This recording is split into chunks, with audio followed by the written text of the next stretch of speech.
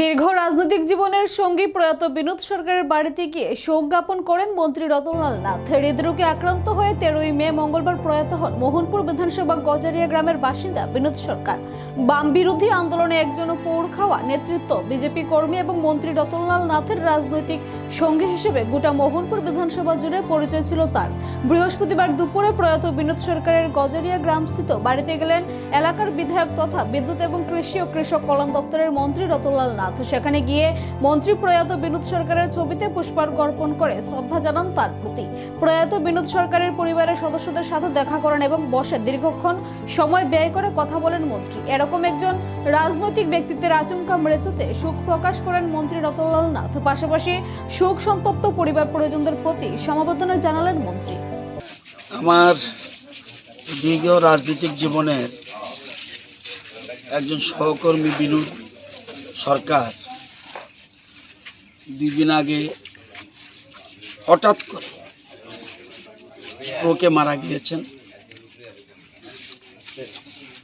এটা অত্যন্ত দুঃখজনক এবং অসময়ে মারা গেছেন। এমন কোনো বয়স হয়নি যে এখন মানুষের আয়ুসীমা অনেক বেশি, 60-61 বছরে মারা গেছে। এটা অত্যন্ত দুঃখজনক এবং আমি ওনার মৃত্যুতে শোক ব্যক্ত করছি। পরিবারের পরিজনের প্রতি সমবেদনা জানাচ্ছি। বিনোদ সরকার এমন এক ব্যক্তি ছিলেন, সামাজিক মানুষ ছিলেন। সমাজে আমরা সবাই থাকি, কিন্তু সামাজিক ব্যক্তিত্ব ওনার ছিল। আর সময়ের প্রতি একদম সঠিক সময়ে, সে মিটিং হোক, কোনো সামাজিক কর্ম হোক, সঠিক সময়ে উনি মিটিংয়ে যেতেন। এবং যে দায়িত্ব ওনাকে দেওয়া হয়, সে শ্রাদ্ধ বাড়ির দায়িত্ব হোক, বিয়ে বাড়ির দায়িত্ব হোক, বা সমাজের যে কোনো কাজের দায়িত্ব হলো, দায়িত্বটা উনি সঠিকভাবে পালন করতেন।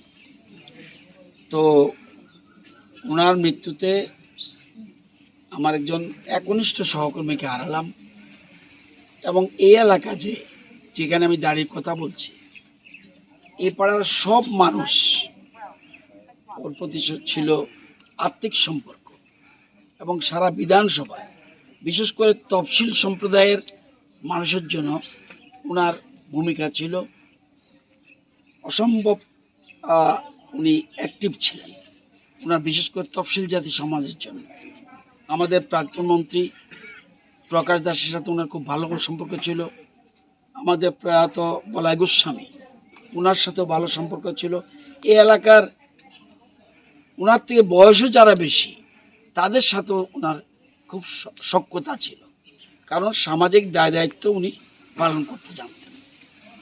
দেখলেন একটা বাড়ি, এই বাড়ির মধ্যে উঠান ভর্তি হয়ে গেছে খবর পেয়ে, যেমন যেদিন মারা গেছে সেদিন আরও বেশি লোক এসেছিল। সুতরাং আমরা একজন আমাদের কাছের লোককে হারালাম।